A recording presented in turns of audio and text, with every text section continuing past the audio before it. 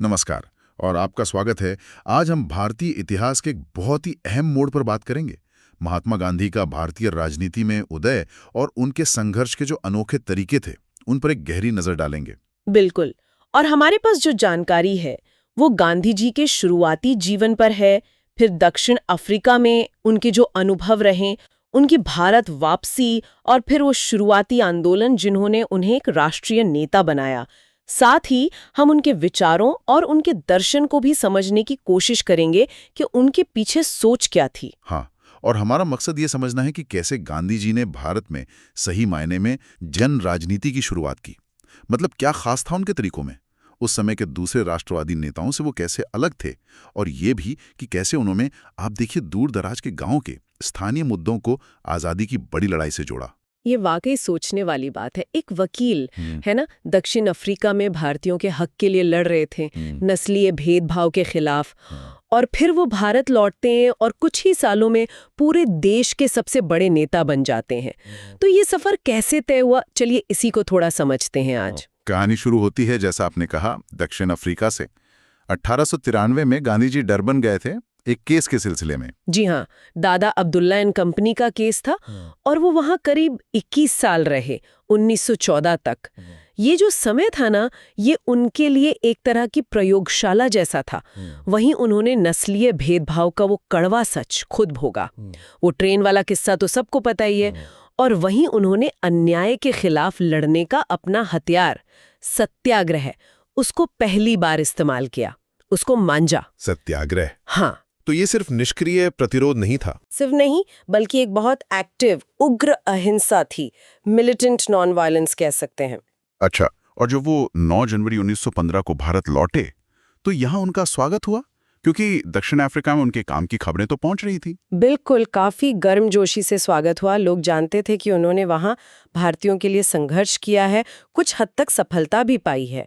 और यहाँ आकर गोपाल कृष्ण गोखले जैसे जो बड़े नरमपंथी नेता थे, वो उनके राजनीतिक गुरु बने एक तरह से। हाँ, और गोखले जी ने ही उन्हें सलाह दी थी कि पहले भारत को घूमो, समझो। जी हाँ, ये सलाह बहुत महत्वपूर्ण साबित हुई। उन्होंने गांधी जी से कहा कि भाई एकदम से राजनीति में मत कूदो, पहले इस देश को जानो, इसकी आत्मा को पहचानो। इसीलिए गांधी जी ने लगभग 1 साल, मतलब 1915-16 पूरे भारत का भ्रमण किया। सिंध गए, रंगून गए, बनारस, मद्रास, दूर दूर तक। शांति निकेतन भी गए, टैगोर से मिले, हरिद्वार कुंभ मेले में भी गए। तो इस यात्रा से उन्हें देश की जमीनी हकीकत का अंदाजा लगा होगा, आम लोगों से मिलने का मौका मिला होगा। बिल्कुल, लोगों से मिले, उनकी तकलीफें समझी, भारत की जो असल परिस्थितियां थीं, उनको बहुत करीब से देखा। इसी यात्रा ने मेरे ख्याल से वो नींव रखी जिस पर उनके आगे के सारे आंदोलन खड़े हुए। तो फिर राजनीति में सक्रिय रूप से प्रवेश कैसे हुआ? कौन से मुद्दे उठाए उन्होंने सबसे पहले? ये हुआ 1917-18 में। 3 बड़े महत्वपूर्ण स्थानीय आंदोलन थे। पहला बिहार में चंपारण, फिर गुजरात में खेड़ा और अहमदाबाद। ये तीनों बहुत अहम साबित हुए। चंपारण का तो काफी सुना है, वो नील की खेती वाला मामला था ना? जी हाँ, चंपारण में यूरोपीय बागान मालिक थे। वो किसानों से जबरदस्ती अपनी जमीन के एक हिस्से पर नील उगाने को कहते थे। इसे तिनकठिया प्रणाली कहते थे। अक्सर किसानों को इसमें नुकसान ही होता था। जब गांधी जी वहां किसानों की समस्याएं सुनने पहुंचे, तो जो लोकल एडमिनिस्ट्रेशन था उसने उन्हें फौरन जिला छोड़ने का ऑर्डर दे दिया। कहा कि भाई आपकी वजह से शांति भंग हो सकती है। लेकिन गांधी जी रुके नहीं, उन्होंने ऑर्डर मानने से इनकार कर दिया। ये अपने आप में बड़ी बात थी उस समय। बिल्कुल, यही तो था सत्याग्रह का पहला बड़ा भारतीय प्रदर्शन। उन्होंने कहा कि वो अपनी सार्वजनिक जिम्मेदारी निभाने आए हैं, वो किसानों को ऐसे मुश्किल में छोड़कर नहीं जा सकते। उन्होंने सरकारी हुक्म मानने से इनकार कर दिया और नतीजा, किसानों का इतना जबरदस्त समर्थन मिला कि आखिरकार सरकार को, बागान मालिकों को झुकना पड़ा। चंपारण ने गांधी जी को एक राष्ट्रीय पहचान दी और ये भी साबित कर दिया कि उनका तरीका सत्याग्रह काम करता है। तो चंपारण एक तरह से कह सकते हैं एक मॉडल बन गया कि कैसे एक स्थानीय आर्थिक मुद्दे को राजनीतिक अन्याय के खिलाफ लड़ाई से जोड़ा जा सकता है। हाँ, आपने बिल्कुल सही समझा। चंपारण ने यही दिखाया कि आम लोगों की जो रोजमर्रा की तकलीफें हैं, उन्हीं में राष्ट्रीय आजादी के बड़े लक्ष्य की चिंगारी छुपी हुई है। इसके बाद खेड़ा में देखिए, गुजरात में वहां 1917 में बहुत ज्यादा बारिश से फसल खराब हो गई हाँ। और महंगाई भी बढ़ गई थी। केरोसिन, लोहा, कपड़ा, नमक सब महंगा। किसानों की हालत खराब थी, वो लगान माफी मांग रहे थे। सरकार मान नहीं रही थी। गांधी जी ने तर्क दिया कि भाई फसल का मूल्यांकन गलत हुआ है, लगान माफी उनका कानूनी हक है, कोई रियायत नहीं। तो यहाँ भी सत्याग्रह? जी, 22 मार्च 1918 को खेड़ा सत्याग्रह शुरू हुआ। गांधी जी ने किसानों से कहा लगान मत दो। हालांकि इसमें मुश्किलें भी आईं, क्योंकि रबी की फसल अच्छी हो गई थी, कुछ किसान थक भी गए थे। पर अंत में सरकार को कुछ नरमी दिखानी पड़ी और इस आंदोलन ने गांधी जी का गुजरात के ग्रामीण इलाकों में एक मजबूत आधार बना दिया। और तीसरा आंदोलन अहमदाबाद में, वो तो औद्योगिक मजदूरों का मामला था। जी, अहमदाबाद में टेक्सटाइल मिलें थी। वहां मिल मालिकों और मजदूरों के बीच प्लेग बोनस को लेकर झगड़ा चल रहा था। गांधी जी ने यहां भी हस्तक्षेप किया, पर यहां उन्होंने एक और तरीका अपनाया। उन्होंने मजदूरों को हड़ताल पर जाने को कहा और उनसे यह प्रण लेने को कहा कि जब तक मांगे पूरी नहीं होती, काम पर नहीं लौटेंगे। जब लगा कि मजदूरों का हौसला टूट रहा है, तो गांधी जी खुद भूख हड़ताल पर बैठ गए। अच्छा, ये भारत में उनकी पहली राजनीतिक भूख हड़ताल थी। जी हाँ, और इसका असर हुआ, मिल मालिक दबाव में आए और एक सम्मानजनक समझौता हो गया। तो चंपारण, खेड़ा, अहमदाबाद, तीनों में मुद्दे अलग, लोग अलग, किसान, फिर मजदूर। लेकिन गांधी जी ने एक ही सिद्धांत, सत्याग्रह, और अपने तरीकों से सफलता हासिल की। इसका भारतीय राजनीति पर क्या असर पड़ा? ये जो शुरुआती सफलताएं थीं, असर बहुत गहरा था, बहुत बुनियादी। देखिए, अब तक जो राष्ट्रवादी राजनीति थी वो ज्यादातर बड़े शहरों तक सीमित थी, पढ़े लिखे लोगों के बीच। गांधी जी इन आंदोलनों के जरिए राजनीति को गांवों तक, कस्बों तक, आम आदमी तक ले गए। उन्होंने कांग्रेस जैसी संस्था को भी जमीन से जोड़ा। वो एक ऐसे नेता बन के उभरे जिनके पास जनता को साथ लाने की, उन्हें संगठित करने की एक बिल्कुल नई रणनीति थी, जो नैतिक बल पर आधारित थी। ये सच में बहुत बड़ा बदलाव था। तो इन स्थानीय सफलताओं के बाद फिर उन्होंने अखिल भारतीय स्तर पे आंदोलन शुरू किए होंगे। बिल्कुल, पहला बड़ा अखिल भारतीय आंदोलन था 1919 से 1921 तक चला असहयोग आंदोलन, नॉन कॉपरेशन मूवमेंट। ये शुरू हुआ था रॉलेट एक्ट जैसे जो दमनकारी कानून थे, और फिर जलियांवाला बाग हत्याकांड हुआ उसके विरोध में। और इसमें वो खिलाफत वाला मुद्दा भी जुड़ गया था, है ना? वो क्या था मामला, थोड़ा बताएंगे? हाँ, वो बहुत महत्वपूर्ण था। देखिए, उस समय तुर्की के जो सुल्तान थे, उन्हें दुनिया भर के सुन्नी मुसलमान अपना खलीफा मानते थे, मतलब अपना धार्मिक राजनीतिक नेता। पहले विश्व युद्ध में तुर्की हार गया था। अंग्रेजों ने जो संधि की, उससे खलीफा की सत्ता और सम्मान को खतरा पैदा हो गया। भारत के मुसलमानों में इसे लेकर बहुत गुस्सा था। उन्होंने खिलाफत आंदोलन शुरू किया। गांधी जी ने इसे हिंदू मुस्लिम एकता बनाने का एक बहुत बड़ा मौका देखा। उन्होंने असहयोग आंदोलन को खिलाफत के सवाल से जोड़ दिया। अच्छा, तो इस आंदोलन का आधार बहुत बढ़ गया होगा। जबरदस्त। हिंदू और मुसलमान दोनों बड़ी संख्या में साथ आए।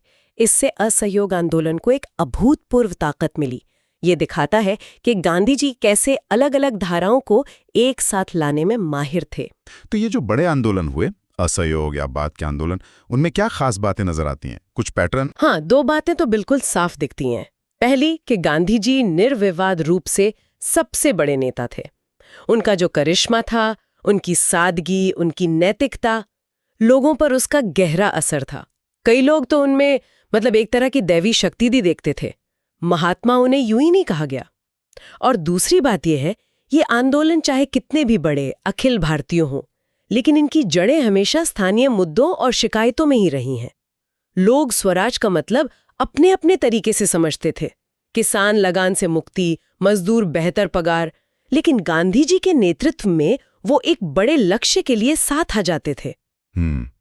अब जरा गांधी जी के विचारों की गहराई में उतरते हैं।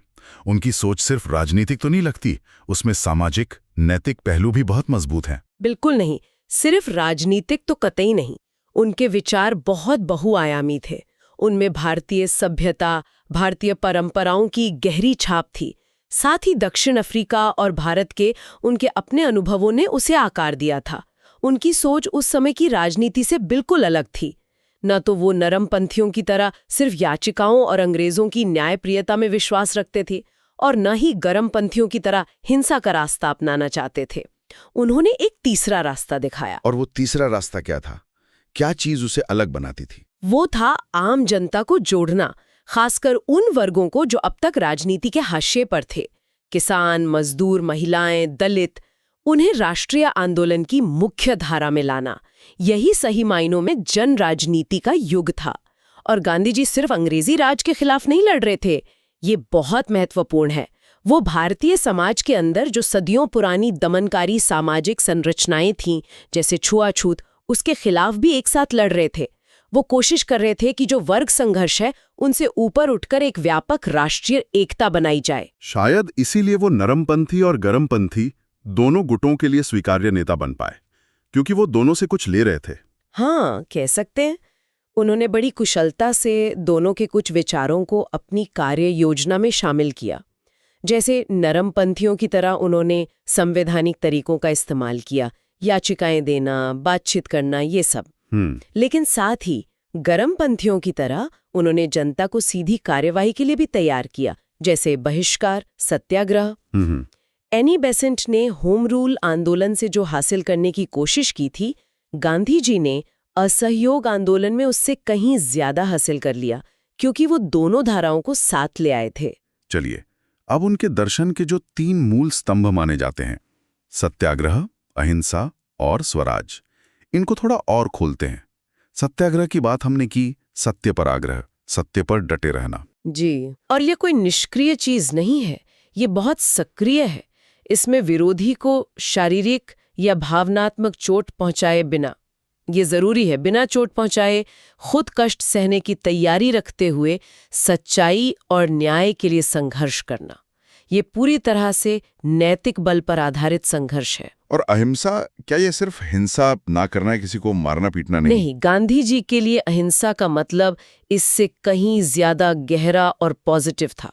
ये सिर्फ चोट ना पहुंचाना, जो एक नेगेटिव बात हुई, वो नहीं था, बल्कि ये सक्रिय रूप से प्रेम करना, करुणा रखना था सबके प्रति, सभी जीवित प्राणियों के प्रति प्रेम और उनके कल्याण की कामना। ये उनके जीवन का, उनके दर्शन का आधार थी। और तीसरा स्तंभ स्वराज, आपने कहा कि लोग इसका मतलब अपने अपने हिसाब से लगाते थे। गांधी जी ने इसे स्पष्ट क्यों नहीं किया? एक बिल्कुल तयशुदा परिभाषा नहीं दी। वो जानते थे कि भारत में कितनी विविधताएं हैं। अगर वो एक परिभाषा देते तो शायद कुछ समूह उससे खुद को जुड़ा हुआ महसूस न करते। किसान के लिए स्वराज का मतलब था शायद लगान से मुक्ति, जमींदार से छुटकारा। मजदूर के लिए बेहतर मजदूरी, काम के घंटे कम होना। व्यापारी के लिए व्यापार की आजादी। पढ़े लिखे वर्ग के लिए राजनीतिक स्वतंत्रता, लोकतंत्र। महिलाओं के लिए समाज में बराबरी। तो ये जो थोड़ी अस्पष्टता थी, इसने अलग अलग सपनों और उम्मीदों वाले समूहों को एक साझे झंडे, स्वराज के झंडे तले आने में मदद की। ये एक तरह की छतरी बन गई। ये तो वाकई बहुत दिलचस्प रणनीति थी, मतलब सबको साथ लाने का एक तरीका। अब बात करते हैं उन तरीकों की, उन टेक्निक्स की जो गांधी जी ने अपने संघर्षों में इस्तेमाल की। इनकी लिस्ट तो बहुत लंबी लगती है। हाँ, उनके तरीकों का दायरा बहुत वसी, बहुत बड़ा था, पर हम उन्हें कुछ मुख्य श्रेणियों में बांटकर समझ सकते हैं। पहली श्रेणी थी संचार और जन लामबंदी की, कम्युनिकेशन एंड मोबिलाइजेशन। इसमें उनके सार्वजनिक भाषण आ गए, उनके अपने अखबार थे, यंग इंडिया, हरिजन, उनमें वो लगातार लिखते थे। पर्चे बांटना, नारों का इस्तेमाल, प्रतीकों का इस्तेमाल जैसे चरखा, वो आत्मनिर्भरता का प्रतीक बन गया। प्रार्थना सभाएं होती थीं जिनमें सब धर्मों के लोग आते थे, और जाहिर है जुलूस निकालना जैसे दांडी मार्च, वो नमक यात्रा। इन सब का मकसद था लोगों तक अपनी बात पहुंचाना, उन्हें आंदोलन से भावनात्मक रूप से जोड़ना। और दूसरा बड़ा तरीका, शायद सबसे ज्यादा चर्चित, वो असहयोग का था, नॉन कॉपरेशन। बिल्कुल असहयोग, ये ब्रिटिश शासन की जो नींव थी उस पर सीधा हमला था। इसका मतलब था अंग्रेजी सरकार से हर तरह का सहयोग वापस ले लेना। जैसे सरकार ने जो उपाधियां दी हैं वो लौटा दो, सरकारी स्कूलों कॉलेजों का बहिष्कार करो, वकीलों ने अदालतों का बहिष्कार किया, सरकारी नौकरियों से इस्तीफे दिए गए, विदेशी कपड़ों की होली जलाई गई, उनका बहिष्कार किया गया। इसके पीछे सोच ये थी कि भाई अंग्रेज तो मुट्ठी भर हैं, वो भारतीयों के सहयोग से ही यहाँ राज कर रहे हैं। अगर भारतीय सहयोग करना बंद कर दें तो ये राज चल ही नहीं सकता। और असहयोग से एक कदम आगे बढ़कर सविनय अवज्ञा, सिविल डिसोबीडियंस। जी हाँ, सविनय अवज्ञा। नॉन कॉपरेशन में आप सहयोग नहीं कर रहे, सिविल डिसोबीडियंस में आप जानबूझकर लेकिन शांति से अन्यायपूर्ण कानूनों को तोड़ रहे हैं। जैसे नमक कानून तोड़ना। नमक तो हर आम आदमी की जरूरत है, उस पर टैक्स लगाना अन्याय था। तो गांधी जी ने डांडी पर पैदल यात्रा की, समुद्र किनारे जाकर खुद नमक बनाया और फिर पूरे देश में लाखों लोगों ने नमक बनाकर या बेचकर कानून तोड़ा। ये सीधे सीधे ब्रिटिश कानून और उनकी सत्ता को नैतिक चुनौती देना था। ये तो हुए विरोध के तरीके, लेकिन गांधी जी सिर्फ विरोध ही नहीं कर रहे थे, वो कुछ निर्माण भी कर रहे थे। वो रचनात्मक कार्यक्रम क्या था? जी हाँ, ये उनके आंदोलन का बहुत जरूरी हिस्सा था। गांधी जी का मानना था कि सिर्फ अंग्रेजों को हटाने से स्वराज नहीं आएगा, हमें एक वैकल्पिक समाज और व्यवस्था भी बनानी होगी। इसी को रचनात्मक कार्यक्रम कहा गया, कंस्ट्रक्टिव प्रोग्राम। इसमें क्या क्या था? खादी को बढ़ावा देना, चरखा चलाना ताकि लोग कपड़ों के लिए मैनचेस्टर पर निर्भर ना रहें, आर्थिक रूप से आत्मनिर्भर बने, ग्रामोद्योगों को बढ़ावा देना, छुआछूत मिटाने का अभियान ये उनके लिए बहुत अहम था। हिंदू मुस्लिम एकता पर जोर, नई तालीम या बुनियादी शिक्षा की बात की उन्होंने। उनके जो आश्रम थे वो इसी रचनात्मक कार्यक्रम के केंद्र थे। वहाँ लोग जाति, धर्म, वर्ग के भेद भुलाकर साथ रहते थे, काम करते थे, एक नए समाज का मॉडल बनाने की कोशिश करते थे। और एक और तरीका जो आपने बताया था, उपवास, अहमदाबाद मिल हड़ताल में उसका जिक्र आया था, ये कितना महत्वपूर्ण था? उपवास, फास्टिंग, ये गांधी जी के शस्त्रागार का एक बहुत ही अनूठा और शक्तिशाली हथियार था। उन्होंने इसे कई बार इस्तेमाल किया और अलग अलग मकसदों से। कभी आत्मशुद्धि के लिए या किसी गलती पर प्रायश्चित करने के लिए, जैसे चौरी चौरा में हिंसा हुई तो उन्होंने उपवास किया। कभी अपनी बात पर जोर देने के लिए, एक तरह का नैतिक दबाव बनाने के लिए, जैसे 1932 में पूना पैक्ट से पहले दलितों के लिए अलग निर्वाचन के विरोध में वो आमरण अनशन पर बैठ गए थे। और कई बार सांप्रदायिक सद्भाव कायम करने के लिए, जैसे 1924 में दिल्ली में 21 दिन का लंबा उपवास किया था। फिर आज़ादी के बाद दंगों को रोकने के लिए कलकत्ता और दिल्ली में उपवास किए। ये उनके नैतिक बल, उनकी आत्मा की आवाज का प्रतीक था और इसका असर बहुत गहरा होता था। तो ये सारे तरीके, संचार, असहयोग, सविनय अवज्ञा, रचनात्मक कार्यक्रम, उपवास, ये सिर्फ राजनीतिक नहीं थे। इनमें सामाजिक, आर्थिक, नैतिक सब पहलू जुड़े हुए थे। इन सब के जरिए स्वतंत्र भारत के लिए उनकी कल्पना क्या थी? कैसा भारत चाहते थे वो? देखिए, गांधी जी का सपना सिर्फ अंग्रेजों से राजनीतिक आज़ादी पाने तक ही नहीं था। वो एक ऐसा भारत बनाना चाहते थे जो कह सकते हैं 4 मजबूत स्तंभों पर खड़ा हो। पहला, राजनीतिक स्वतंत्रता जो अहिंसा के रास्ते से हासिल की गई हो। दूसरा, सांस्कृतिक स्वतंत्रता जिसका आधार हो हिंदू मुस्लिम एकता और सभी धर्मों का सम्मान। तीसरा, आर्थिक स्वतंत्रता जो स्वदेशी अपनाने और गांवों की आत्मनिर्भरता से आए। और चौथा, सामाजिक न्याय जिसमें छुआछूत जैसी बुराइयों का, ऊंच नीच का कोई स्थान न हो, सब बराबर हों। यह एक बहुत ही समग्र, एक होलिस्टिक विजन था भारत के लिए। तो आज की इस पूरी बातचीत को अगर हम समेटें तो क्या मुख्य बातें निकल कर आती हैं? मुझे लगता है हमने ये देखा कि कैसे गांधी जी ने दक्षिण अफ्रीका में जो सीखा उसे भारत में लागू किया और एक बिल्कुल अनूठा राजनीतिक प्रयोग शुरू किया। कैसे उन्होंने चंपारण, खेड़ा जैसे स्थानीय आंदोलनों से शुरुआत की और धीरे धीरे पूरे देश को एक साथ ले आए। उनकी सफलता का राज शायद यही था कि उन्होंने आम लोगों की रोजमर्रा की तकलीफों को राष्ट्रीय स्वाभिमान और आज़ादी के बड़े लक्ष्य से जोड़ दिया। और इसके लिए उन्होंने सत्याग्रह और अहिंसा जैसे नैतिक हथियारों का इस्तेमाल किया। हाँ, और उन्होंने राजनीति को कुछ खास लोगों के दायरे से निकालकर आम जनता तक पहुंचाया, गांवों तक, गलियों तक। असहयोग, सविनय अवज्ञा, रचनात्मक कार्यक्रम, उपवास, इतने विविध तरीकों से उन्होंने दुनिया के सबसे शक्तिशाली साम्राज्य को चुनौती दी, और वो भी शांतिपूर्ण तरीके से। और ये भी कि उनकी दृष्टि सिर्फ राजनीतिक आज़ादी तक नहीं रुकी। वो एक ऐसे समाज का सपना देख रहे थे जो न्याय पर, बराबरी पर, आत्मनिर्भरता पर और आपसी भाईचारे पर आधारित हो। बिल्कुल। और गांधी जी के इन विचारों और तरीकों को समझना मुझे लगता है आज भी उतना ही जरूरी है। दुनिया भर में आज भी जब हम अन्याय के खिलाफ शांतिपूर्ण संघर्ष देखते हैं, सामाजिक न्याय के लिए उठती आवाजें सुनते हैं, तो उनमें कहीं ना कहीं गांधी जी की सोच की झलक मिली जाती है। ये बिल्कुल सच कहा आपने। उनकी प्रासंगिकता आज भी बनी हुई है। इस पूरी चर्चा के बाद एक सवाल मेरे मन में आ रहा है जिस पर शायद सोचने की जरूरत है। हमने स्रोतों के आधार पर देखा कि गांधी के तरीकों ने भारत को राजनीतिक स्वतंत्रता दिलाने में तो बहुत बड़ी, शायद निर्णायक भूमिका निभाई, लेकिन उनके जो बाकी सपने थे, वो स्वदेशी पर आधारित अर्थव्यवस्था का सपना, वो अटूट हिंदू मुस्लिम एकता का सपना, वो छुआछूत का पूरी तरह से खात्मा, उन सामाजिक और आर्थिक दृष्टियों का क्या हुआ? क्या आज़ाद भारत उन सपनों को पूरी तरह से साकार कर पाया है, या समय के साथ उन सपनों के, उन दृष्टियों के मायने हमारे लिए बदल गए हैं? ये एक ऐसा सवाल है जिस पर शायद हम सबको थोड़ा और सोचने की जरूरत है। निश्चित रूप से ये एक बहुत गहरा और विचार करने लायक प्रश्न है। आगे की चर्चाओं के लिए भी एक दिशा देता है।